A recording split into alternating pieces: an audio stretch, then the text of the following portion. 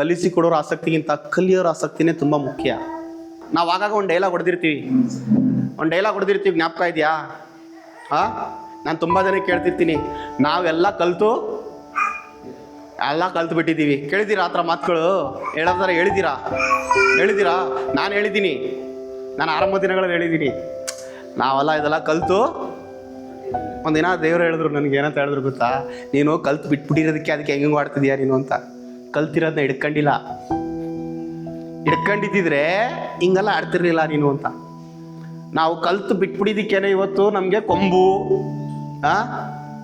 ಜಿಟ್ಟು, ಜನವಾರ ಎಲ್ಲ ಬಂದ್ಬಿಟ್ಟಿರೋದು. ಫಸ್ಟು ಶಿಷ್ಯತ್ವಗಡೆ ಬರಬೇಕು. ಇವತ್ತು ಶಿಷ್ಯತ್ವಕ್ಕೆ ಬರದೆ ಸೇವೆಗೆ ಬಂದ್ಬಿಟ್ಟಾಗ ಏನಾಗುತ್ತೆ ಅಂದರೆ ಗೋಜಲುಗಳು, ಸಮಸ್ಯೆಗಳಾಗ್ತದೆ. ತಿಳ್ಕೊಳ್ಳಿ ಫಸ್ಟು. ನಾನು ಡ್ಯಾಮೇಜ್ ಮಾಡ್ತಿರೋದು ಕ್ರಿಸ್ತನ ಸಭೆಯನ್ನು.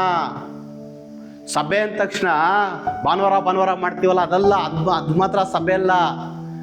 ಸೂನಗೋಗೆ ಅಂತ ಹೇಳ್ತಾರೆ ಬೈಬಲಲ್ಲಿ. ಏನು ಸೂನಗೋಗೆ? ಸಭಾ ಮಂದಿರ ಅಂತ. ಇದು ಒಂದು ಸಭಾ ಮಂದಿರ, ತಿಳ್ಕೊಳ್ಳಿ ಫಸ್ಟು. ಸೂನಗೋಗೆ ಅರ್ಥ ಆಯ್ತಾ?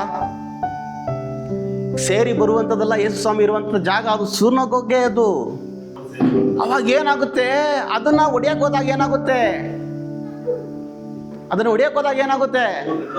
ದೇವ್ರು ಹೊಡಿದೇ ಬಿಡ್ತಾರ ಅದನ್ನ? ಏನ್ ಮಾಡ್ತಾರೆ ದೇವ್ರು?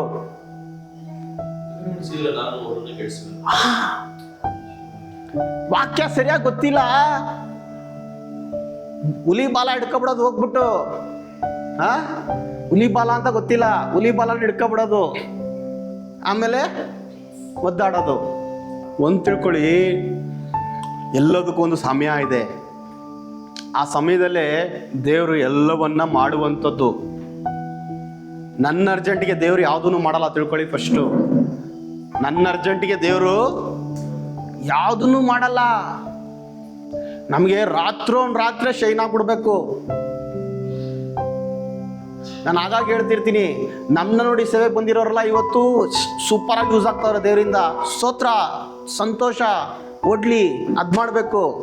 ಅವ್ರು ಹೊಂಟೋದ್ರಲ್ಲ ಅಂತ ನಾನು ಹಂಗೇನೆ ತಕ ಅಂತ ಕುಣ್ಕೊಂಡು ನಾನೇನೋ ಮಾಡಕ್ಕೆ ಹೋದಾಗ ಏನಾಗುತ್ತೆ ಅಂದರೆ ಅದು ಕೆಡ್ಡ ಹೊಡ್ಕೊಂಡಂಗೆ. ಅದು ಅರ್ಥ ಆಯ್ತಲ್ಲ? ದಯವಿಟ್ಟು ಅದಕ್ಕೆ ಬೈಬಲಲ್ಲಿ ಬರ್ದಿರೋದು, ಎಡಕ್ಕಾದರೂ ಬಲಕ್ಕಾದರೂ ತಿರುಗಬೇಡ ನೀನು ಅಂತ.